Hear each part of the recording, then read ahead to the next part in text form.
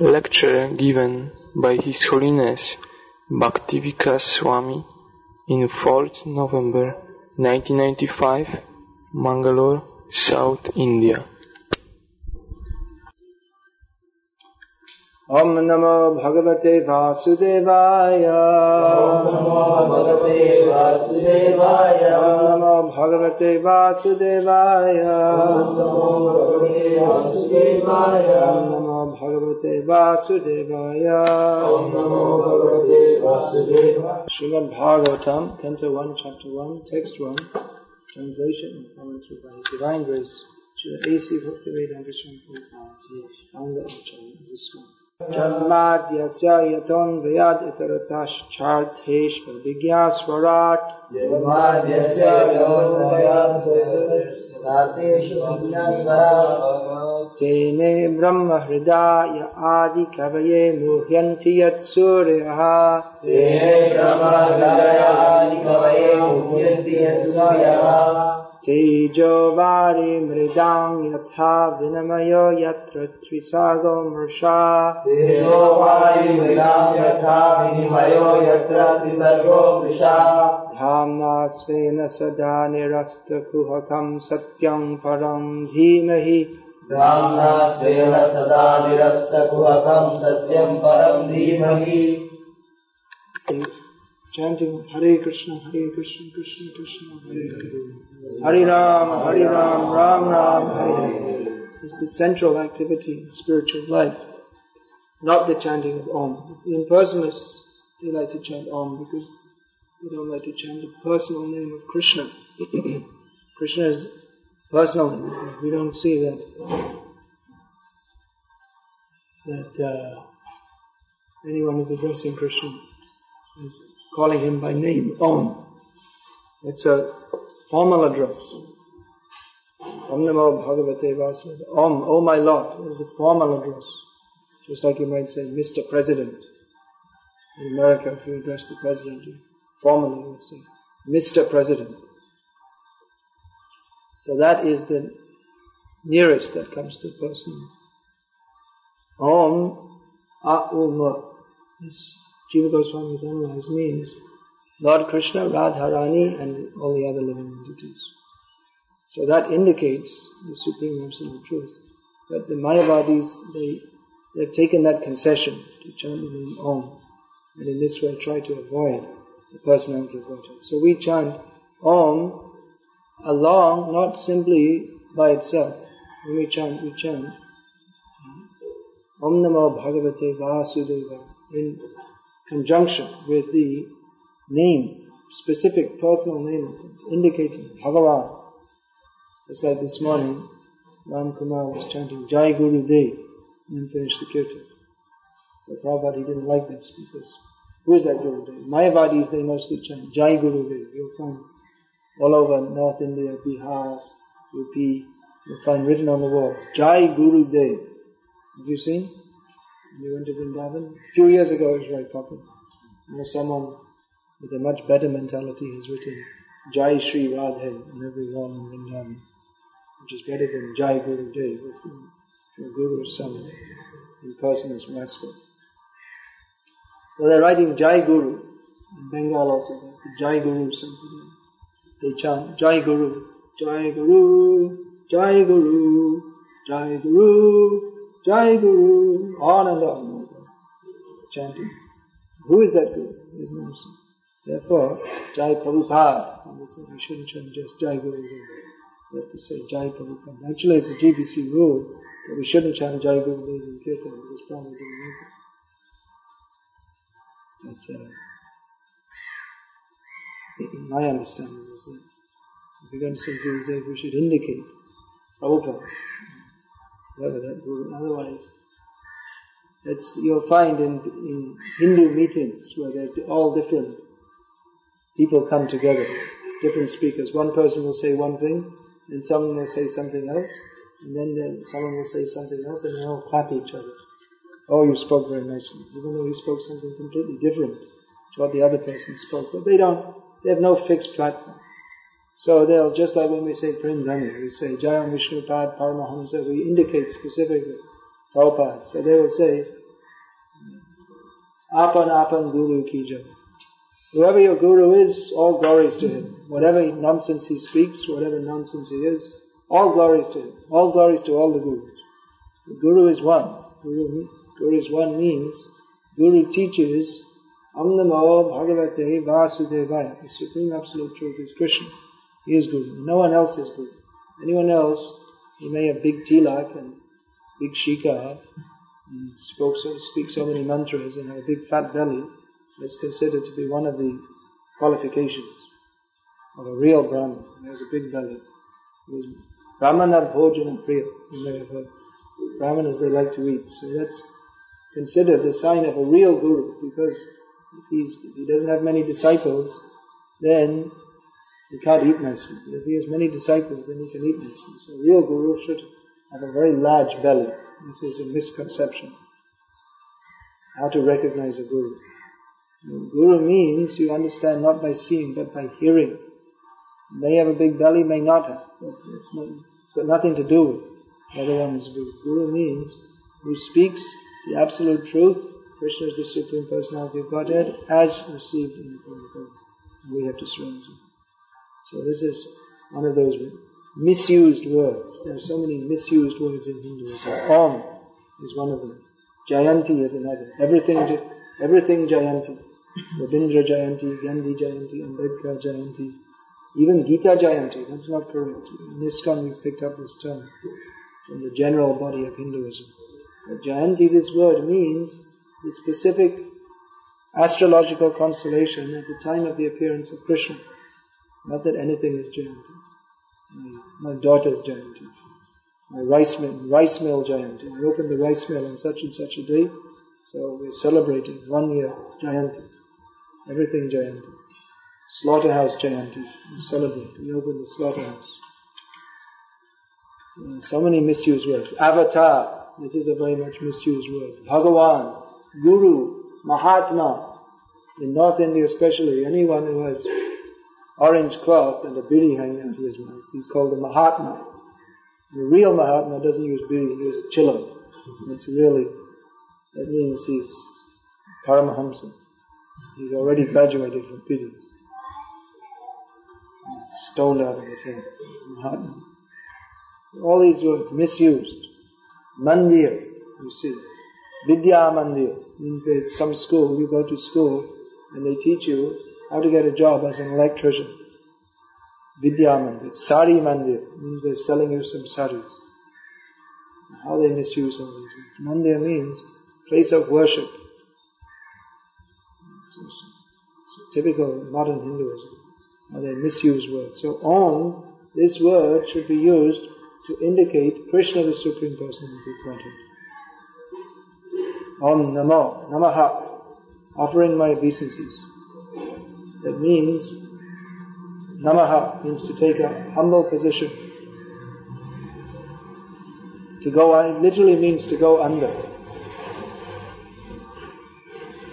Namra, that word is there. Namra means to be humble. Namaha, to go under. Prabhupada used to say that understanding means standing under. If you want to understand, you have to stand under. Don't stand on top. You think you will understand. Understanding means standing under. So Namaha is the verbal representation of Dandava, falling flat on the ground like a stick. Bhagavate, Bhagavate means unto the personality of Godhead. Vasudevaya. What does Vasudevaya mean? No. Vasudevaya. What does Vasudevaya mean? Unto Vasudeva, yes. To Vasudeva. Vasudevaya. Narayan, Narayanaya. Krishna, Krishnaya. Vishnu, Vishnave. Different changes there. Not Vishnaya. What is that? Pandit Kaye, Murkam Kaye, Vishnaya, Pandit Kaye, Vishnave. What is that Bhavagrahi Janardana. That verse is there, Narad Pancharati. I can't remember exactly. It says that a learned man says Vishnave, and a fool says, or an uneducated person says Vishnaya. But Krishna accepts the mood. Bhavagrahi.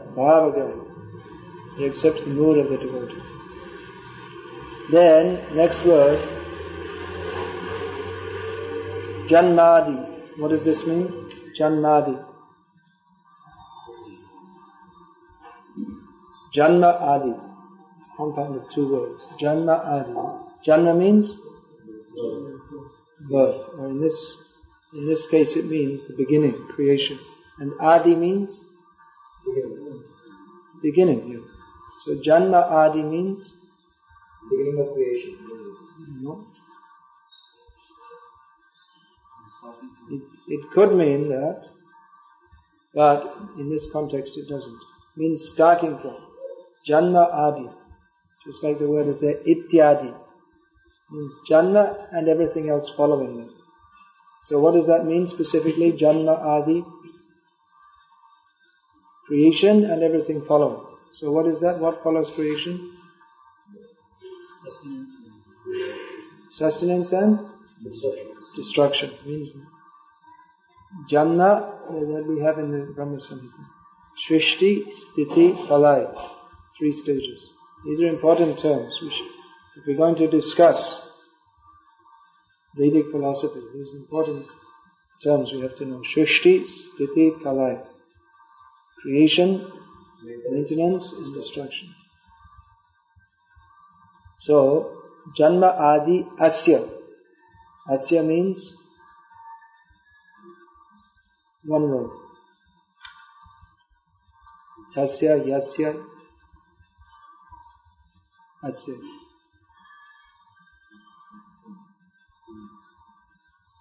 Simply of. Yasya means of whom. Tasya means of him. And Asya means of anything else. Tasya means Tam Asya, and becomes Tasya. Yasya means Yah Asya. And this is just Asya. So, Janma Adi Asya. Janma Asya. So, here this means of the manifest. Janmadi. What is Janmadi? The universes. What is created, sustained and destroyed? The manifested universes. So Asya means of the manifested universes. Yataha means from whom. Just like this is we have in Gita, Mataha. Where is that verse beginning with the word Mataha? Matah Parataram Nanyat. Very important verse. From me, Krishna says, or than me, superior, Parataram, above me. Na anyat, nothing else. So, yataha, from whom? Mataha means from me, or than me. Anvayat itarata. These are important words. Anvayat means directly, and itarata means indirectly. Cha means and. Artheshu. What is this word? Artha means money. There's another important meaning. Meaning or purpose. Generally in discussion of philosophy in Sanskrit language or any other Bengali, whatever, you'll find this word artha is used to mean purpose. Meaning. Purpose or meaning are two different. Meaning, just like what is the meaning of a word? What is the meaning of a word? Or purpose. What is the purpose? The udesha, abhipraya. What is for what reason? Kimartham. You'll find this often in Bhagavatam. For what? For what reason? Why did Krishna leave Vrindavan to go to Mathura when all the residents of Vrindavan loved him so much and he loved them? So, artha means purpose. Then artheshu means Any idea? That means plural. Arteshu means purposes. Abhigyaha, this we discussed the other day. Gya means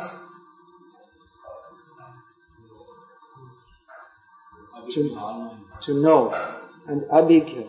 Abhi means, that is a prefix. There are so many prefixes. Vi, ni, nia, un, apa. So this prefix, those who study Sanskrit, they have to study all of these. So abhi, all of these prefixes, they have different meanings. So abhi means, here, that gives a sense of fullness. Gya, that means one who knows.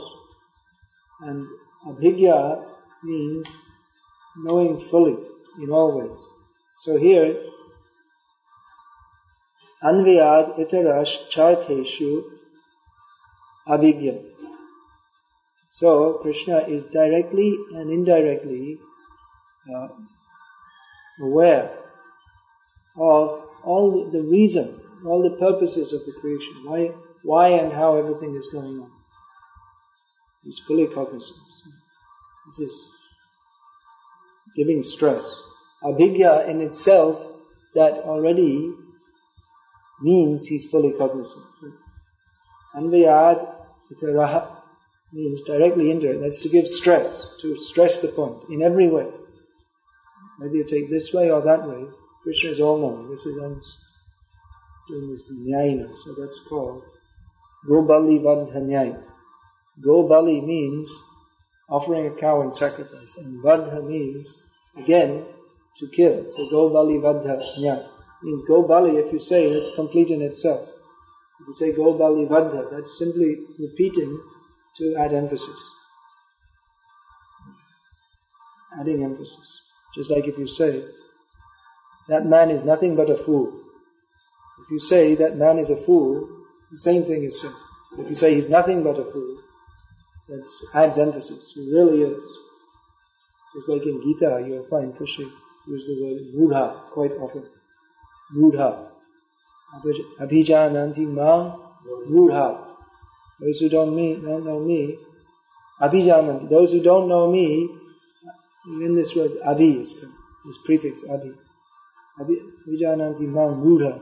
Those who are not aware of me in fullness, Krishna says, they are mudha. Then again, sometimes in Gita, Krishna uses vimudha. Here, vi, the prefix means to add emphasis, big foot. Vimudha nanu pashyanti jnana chakshusha. You know this verse? Important verses. All the verses. Here you'll find Udupi Madhva Sampradaya. They put a lot of stress on this 15th chapter of Gita, which describes the Supreme Personality of God, very clearly delineates Him as being different from the Jiva. So this is from the 15th chapter. Utkramantam sthitam vapi bhunjanam bhagavan vitam vimudha nabijananti jananti jnana chakshusha. That how the living entity in the conditioned state is changing one body to another. Who cannot understand this? He is vimudha, very big fool, very big idiot. And who knows? Pashyanti jnana chakshusha, who has got the eyes of knowledge, he can see. So this abhigya, that adds emphasis to. Vi, that's another which adds emphasis. Then swarat. This is another very important term. All these terms, swarat means independent. All these terms, all this which is being stated here, this will be elaborated upon in the Srimad Bhagavatam. This will be elaborated upon. Swarat means independent. I just said it, so I should be able to get that.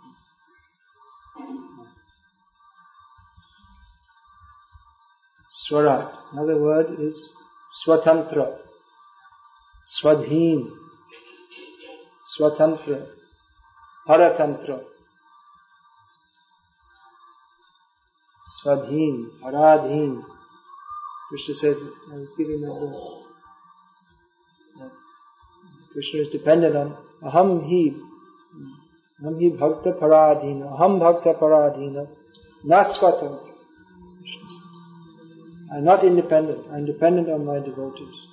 So Krishna is independent. This is a theme which is emphasized again and again throughout the Srimad Bhagavatam, because Srimad Bhagavatam is meant to help us understand Krishna.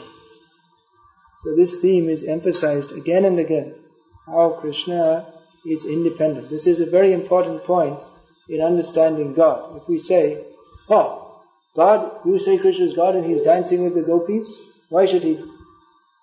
That He is independent. If He wants, He can do it. You may say, why does God play a flute?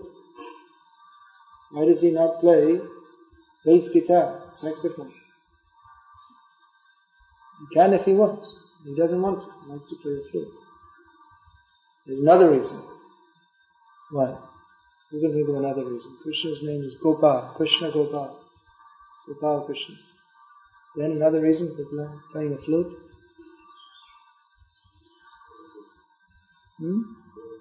It's a cowboy, yeah, so what's that got to do with it? Because the cows in India are up to date. I don't know here in Dakshin Kannada, but in other parts you'll find they're called by the flute. They know the sound. The cowherd boy plays the flute and they'll come.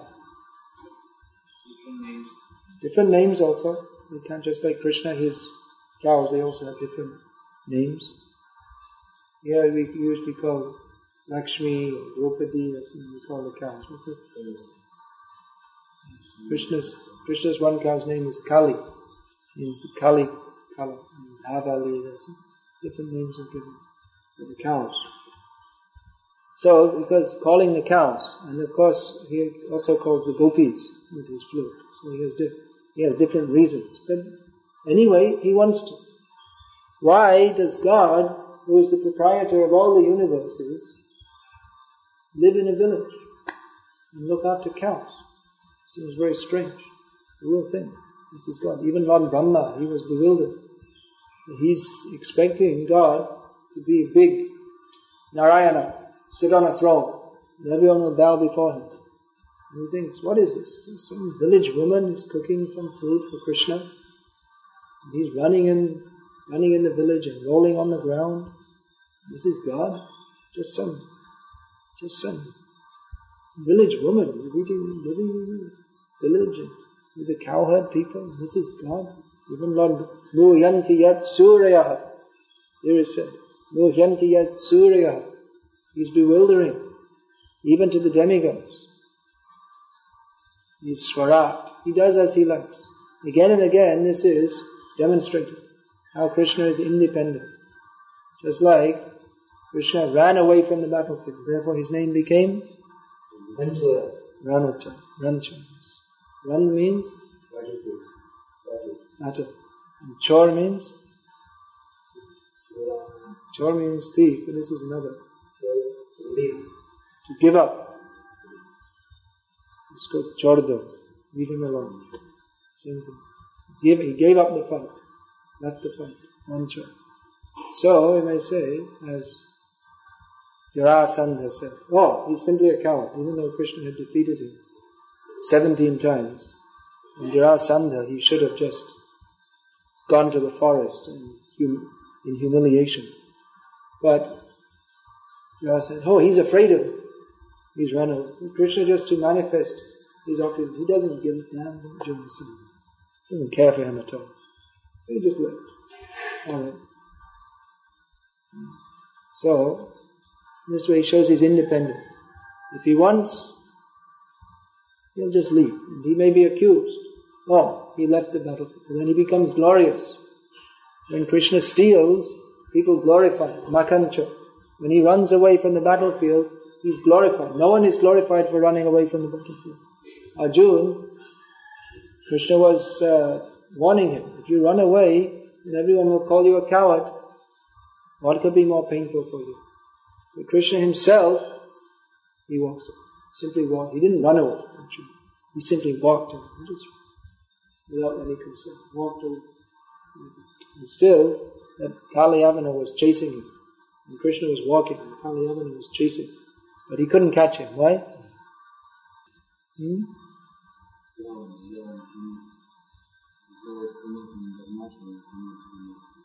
That's not exactly the reason given. The reason given is that no one can catch Krishna by any material method, only by love. Even that verse is there in Brahma Samhita. We're chanting in the morning. Pantastu koti shatavatsara sampradamya vayor athapi manaso muni pungavanam sopyasti yat pravadasinya vinchinti tatve govindamadi purusham tamaham vajana. Even if you have yogic power, which is the topmost power in the material world, and you move at the speed of the mind for many, many years, you can't catch Krishna, because Krishna cannot be caught by any material means. Kalyavana, big, strong king of the Yavans, he couldn't catch Krishna. Mother Yashoda, just a village woman, she caught Krishna. How did she catch Krishna? By love. Bhakti Badham, we're singing in this Celtic one. Bhakti Badham. Krishna could not be tied by any ropes, but he was tied by the rope of affection. This is Kali, they're imitating. Have you seen Kali? Picture of Kali? The deity Kali, like this.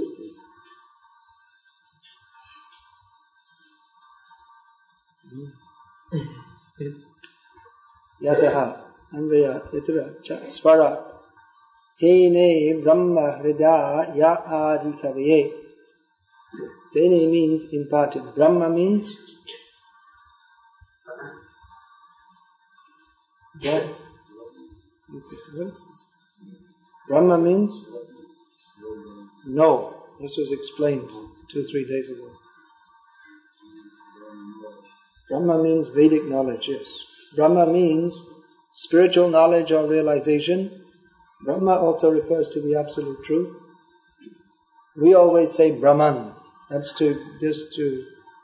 Prabhupada used this term to differentiate, because this term Brahma is used in different ways. So to differentiate, to make it easier for us to differentiate, Prabhupada in his books made the term Brahman.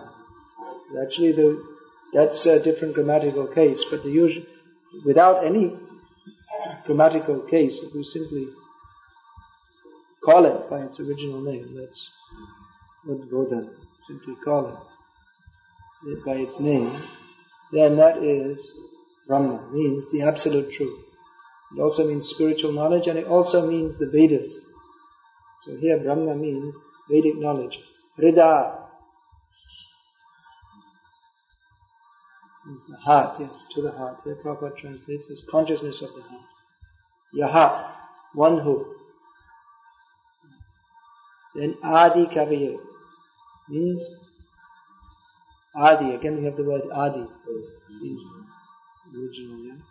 Here Prabhupada is translated unto the original created being, who happened to be Kavi. Kavi means poet, yes. So one who understands the Vedic literatures, he may be also called Kavi, learned person. And of course Brahma, he is also Kavi, because he made his own poetry, Brahma Samhita. So he's been called Kavi. That learned person, scholar, poet, who may be called Kavi. That's what we find in Bengal, the Ayurvedic doctors, they're usually called Kaviraj, because they have knowledge of the Veda. They know Sanskrit. Somehow that term came to them, Kaviraj, Kabiraj. Kaviraj, the title is given to a good poet, just like we find Krishna Das, Kaviraj, Govinda Das, Kaviraj, the Vaishnavas, they get Govinda Das, and different devotees, the term Kaviraj for composing nice poetry. So Kavi means poet. That's also one of the qualities of devotee. 26 qualities Chaitanya Mahaprabhu is given. One of them is Kavi, poetic. It's that we read in Brahma Samhita. Stated in Golok Vrindavan that talking is singing. What is that? Natyam gamanam vangshi. Then walking is dancing. Natyam gamanam vangshi. What's that before that? Vangshi. He Chidanandam Jyoti. What is that verse called? Natyam gamanam. Just before that is? It says that speaking is singing. Alright, next one. What's the original meaning? Muhyanti means illusion. In illusion. They are in illusion. Yat, about whom? Suryaha. Surya means demigods. Great sages and demigods. Teja. It means